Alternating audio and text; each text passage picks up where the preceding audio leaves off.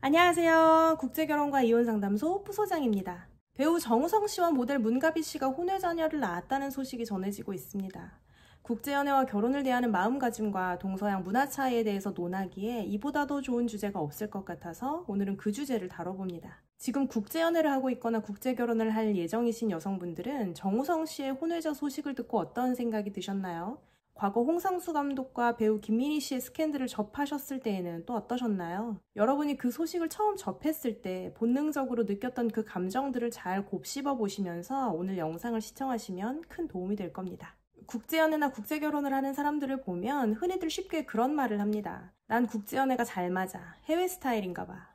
물론 한국보다 해외 생활이, 가부장적인 한국 사회보다 자유로운 유러피안의 스타일이 더 맞는 사람들 당연히 있습니다. 그런데 편하고 좋은 거 싫어하는 사람들은 없거든요. 여성 인권이 높은 나라의 남자와 연애나 결혼을 하면 시집살이가 없고 나이가 들어도 애엄마 취급이 아니라 여자로 대우받는다는 점, 결혼이 족쇄가 아니기 때문에 기혼자도 얼마든지 자아 실현이 가능하다는 점, 서구 사회에서는 남의 눈치 안 보고 남의 입장 챙기는 대신 나의 욕구에, 나의 내면에 충실할 수 있다는 점 등은 그야말로 국제연애와 결혼, 그리고 결혼 이민의 빛과 같은 면입니다. 하지만 빛이 밝을수록 그로 인한 어둠도 짙다는 거 반드시 기억해야겠죠. 그래서 어떤 중요한 선택을 할 때에는 그것의 장점, 밝은 면과 동시에 그 이면에 존재하는 단점과 어둠도 꼭 염두에 둬야 합니다. 그리고 선택에 대한 후회를 줄이고 싶다면 어차피 누리게 될 장점보다는 잘못되었을 때 내가 감당해야 하는 무게에 조금 더 포커스를 맞춰야 합니다. 정우성 씨와 홍상수 감독의 사례는 그 대표적인 예이기 때문에 오늘 소개해드려요.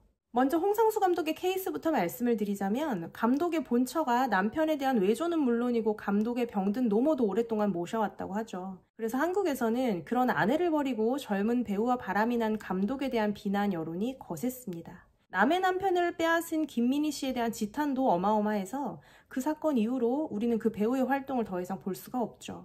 그녀가 커리어의 정점을 찍고 있었음에도 불구하고 말입니다. 말 그대로 남의 남편을 빼앗은 대가로 자신의 밥그릇을 빼앗긴 셈입니다. 반면에 유럽에서 두 사람의 스캔들은 별일이 아닙니다. 보통의 남녀가 사랑하는 것과 다를 바가 없어요. 남녀 간의 문제, 특히 이 아랫도리의 사정은 지극히 사적인 영역이므로 타인이 왈가왈부할 수 없습니다.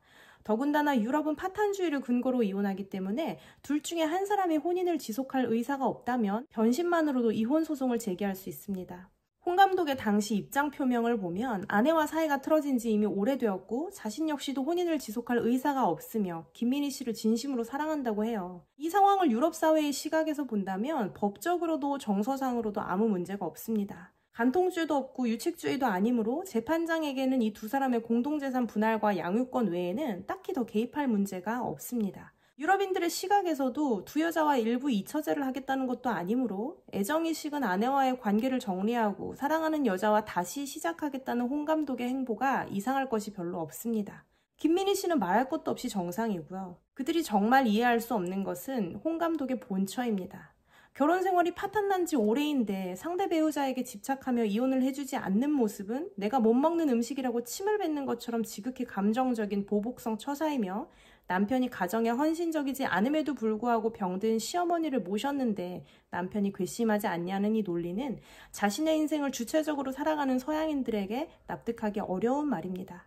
누가 억지로 시킨 것이 아니므로 병든 시어머니를 모시는 것은 어디까지나 인도적인 차원에서 본인의 가치관을 바탕으로 결정한 일이어야 하는 것이지 가족 간의 대가를 바라고 한 일이라는 것이 그들에게는 더 놀라운 발상입니다. 그들에게는 홍 감독과 김 배우의 행보가 감독의 본처보다 훨씬 상식적인 방향이며 감독의 본처는 이제라도 집착을 내려놓고 마음의 병을 치유해서 자기 자신의 가치와 행복에 더 집중을 해야 한다고 생각할 거예요. 사랑은 또 찾아올 것이며 홍 감독의 아내도 행복할 권리가 있기 때문입니다. 이 두 사람의 자녀에 관해서도 마찬가지입니다. 사랑 없는 부모가 매일같이 싸우면서 정서적인 학대를 하는 것보다 이혼 뒤에 각자 어머니, 아버지로서의 역할에 충실한 것이 훨씬 건강한 양육 태도라고 생각을 해요. 그렇다면 정우성 씨의 케이스는 어떨까요?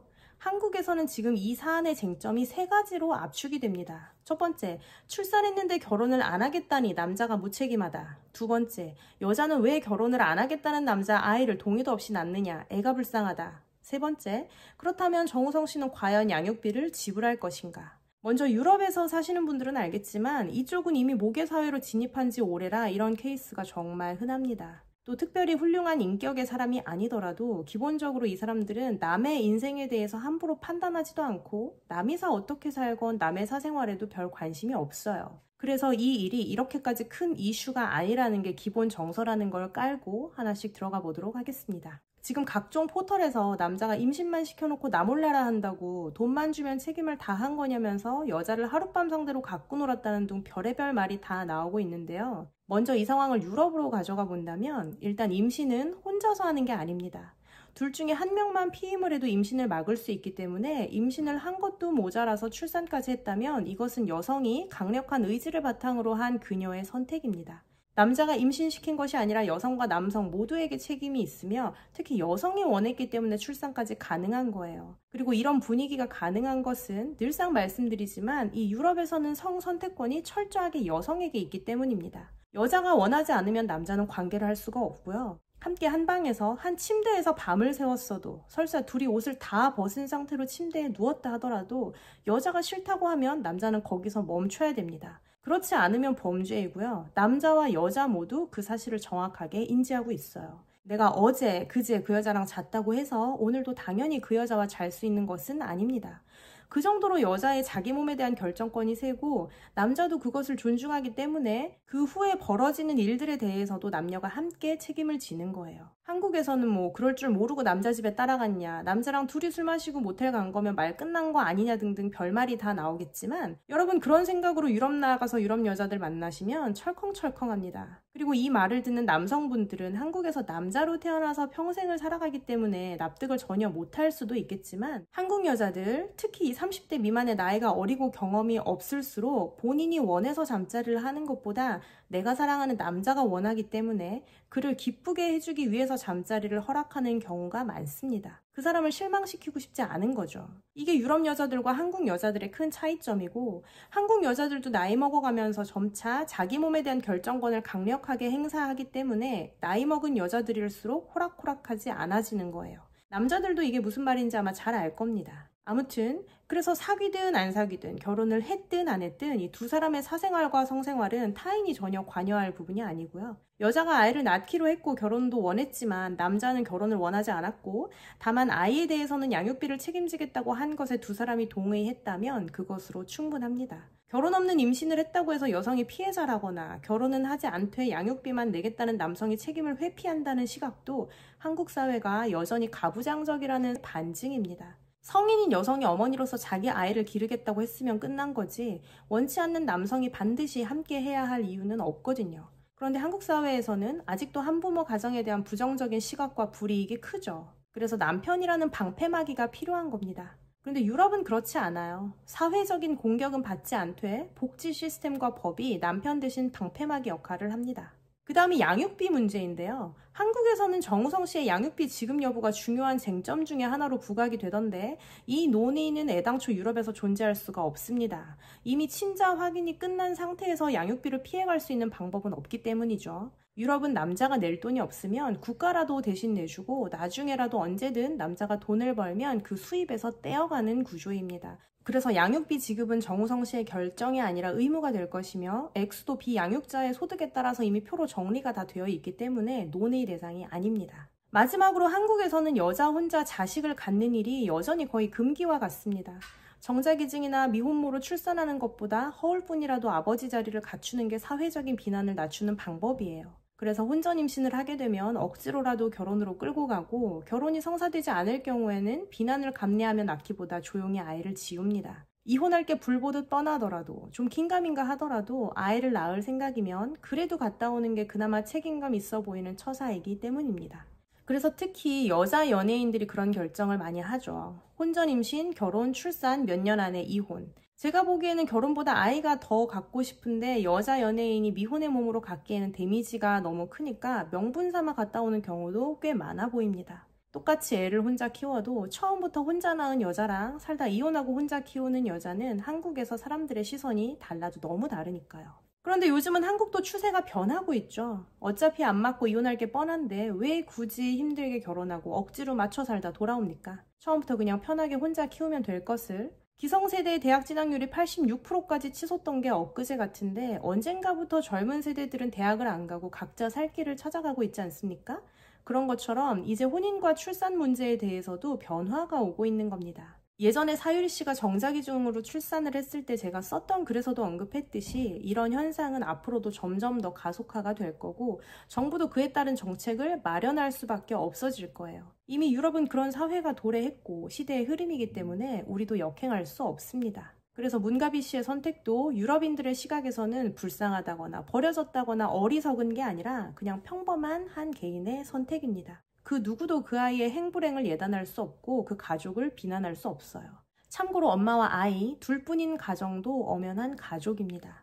일단 개인의 선택에 대한 사회적 비난 자체가 익숙하지 않은 사회라 이런 비난에 대한 변호도 별 의미가 없지만 한국의 정서와 유럽의 정서를 이해하기 위해서 언급을 좀 하자면 정우성 씨에 대해서 책임지기 싫은데 왜 피임을 안 했냐는 비난에는 태어난 아이를 나 몰라라 한 게 아니라 양육에 필요한 책임을 지겠다고 했으므로 해당이 안 되고요. 결혼을 원하지 않는 것도 당연히 비난할 수 없습니다. 결혼과 섹스, 연애 모두 별개의 문제예요. 여러분도 연애한다고 무조건 다 결혼하는 것은 아니듯이 그냥 선택입니다. 문가비 씨도 버려진 것이 아닙니다. 남녀뿐만이 아니라 우리 인간은 모두 동등하기 때문에 누가 누구를 버리고 말고가 없어요. 다만 그녀는 출산과 결혼을 원했고 그런 의사를 전달했지만 상대 남성이 거절했기 때문에 거기서부터는 자기 인생에 대해서만 결정하고 책임지면 됩니다. 유럽은 워낙 싱글맘이 흔하기 때문에 연애뿐만 아니라 결혼을 해도 아이를 혼자 키울 걸 계산하고 임신과 출산을 계획합니다. 이미 실질적인 모계 사회이기 때문에 남성에 대한 기대가 없어요. 있어주면 좋은 거고 없어도 그만입니다. 그래서 아이를 지우든 낳아서 기르든 임신과 출산은 철저한 여성 본인 몸에 대한 본인의 결정입니다. 그렇게 태어난 아이가 행복하겠냐며 이기적이라고 비난하는 사람들의 그 잔인한 혀와 손가락질이 정작 그 아이들을 불행하게 만드는 거지 당사자들은 괜찮습니다. 그렇기 때문에 엄마가 낳아 기르기로 한 이상 사회는 비난보다 잘 살 수 있도록 제도로 최대한 뒷받침을 하는 거고 유럽의 수많은 국가들이 이미 그런 식으로 잘 굴러가고 있어요. 조만간 영상을 통해 또 보여드리겠지만 여러분이 상상하시는 것 이상으로 유럽의 문화는 다양하고 복잡하고 오픈되어 있습니다. 그래서 저는 항상 말합니다. 독일은 그리고 유럽은 싱글맘의 나라라고요. 과장 조금 보태자면 여러분이 만나시는 유럽의 여자들은 지금 싱글맘이거나 과거의 싱글맘이었거나 앞으로 싱글맘이 될 예정이고요. 유럽의 아이들은 과거의 싱글맘 밑에서 자랐거나 본인이 현재 싱글맘이거나 남자일 경우에 자기 아이를 싱글맘인 전처가 키우고 있고 그게 아니라면 앞으로 싱글맘과 연애나 결혼을 할 예정이라고 보시면 됩니다. 그마저도 아니라면 본인 자식이나 손녀가 싱글맘이 될 거예요. 그 정도로 유럽 사회에서는 누구나 다 삶의 전 과정에서 어떤 식으로든 싱글맘의 삶을 직간접적으로 경험합니다. 그리고 이걸 바꿔 말하면 지금 유럽 남자와 연애하시는 한국 여성분들 언제든지 싱글맘이 될 각오가 되어 있지 않으면 결혼은 신중하시기 바랍니다. 여러분의 연인이 책임감이 없다거나 여러분을 사랑하지 않는다는 말이 아니에요. 그냥 현실이, 팩트가 확률이 그렇다는 말입니다. 홀어머니의 외아들 또는 신우가 5명인 집의 막내 아들과의 결혼, 종갓집 맏며느리. 감이 오십니까? 물론 우리의 선입견과 다르게 행복할 수도 있지만 그래도 그런 자리로 갈 때에는 어느 정도 마음의 각오를 하지 않습니까? 똑같다고 보시면 됩니다. 사생활과 직장에서의 능력이 별개의 영역인 것도 마찬가지예요. 직장에서는 일만 잘하면 되지 사적인 영역의 도덕성을 직장에까지 끌고 와서 판단하고 이중 처벌하지 않습니다. 그것이 타인에 대한 이성적이며 성숙한 태도예요. 그래서 서양 남편, 서양 아내가 바람났다고 함부로 망신 주고 직장 찾아가서 폐악질을 했다가는 법적으로 처벌받습니다. 절대 그러시면 안 되고요. 그게 바로 제가 여러분이 이혼하실 때 한국에 있는 가족들과 함부로 의논하지 말라고 말씀드리는 이유입니다. 나는 유럽 남자랑 잘 맞는다면서 10몇 년씩 함께 살았던 분들도 충격을 받는 게 바로 이 배우자가 바람이 났을 때 상대가 변하는 모습과 주변 유럽인들의 이런 싸늘한 반응이에요. 아무리 내가 저놈의 비열함과 의리 없음을 하소연해도 그들은 이해하지 못합니다. 그래, 너 지금 슬프고 안타까운 건 알겠는데 떠난 마음을 어떡하겠어. 너도 추스리고 너의 행복을 찾아야지. 그가 그렇게 쓰레기라면, 그녀가 그렇게 쌍년이라면 이제라도 그 사람과 헤어진 게 너에게는 행운이야. 라고 그들식의 위로를 합니다. 그렇기 때문에 저 홍상수 감독의 사례 그리고 오늘자 정우성 씨의 혼외자 소식을 듣고 괜찮다는 생각이 자연스럽게 들지 않으셨거나 어딘가 모르게 불편하셨다면 지금 만나고 계신 유럽 남자와의 연애나 결혼은 조금 더 진지하게 고민해 보실 필요가 있습니다. 만약 제 영상을 보고 큰 충격을 받으셨다거나 전혀 납득이 가지 않으신다면 국제연애나 국제결혼은 여러분의 길이 아니라고 단호하게 말씀드려요. 결국 선택은 여러분의 몫이지만 그런 정서로 유럽 남자와 인연을 맺으시면 본인이 많이 힘드실 거기 때문입니다. 심사숙고하시고 만약 제 도움이 필요하시면 공개 영상을 통한 무료 상담 또는 커뮤니티 게시글을 통해서 이메일이나 전화를 통한 개인 상담을 신청하시기 바랍니다. 오늘도 영상이 즐거우셨기를 바라고 그럼 다음 영상에서 또 뵙겠습니다. 안녕!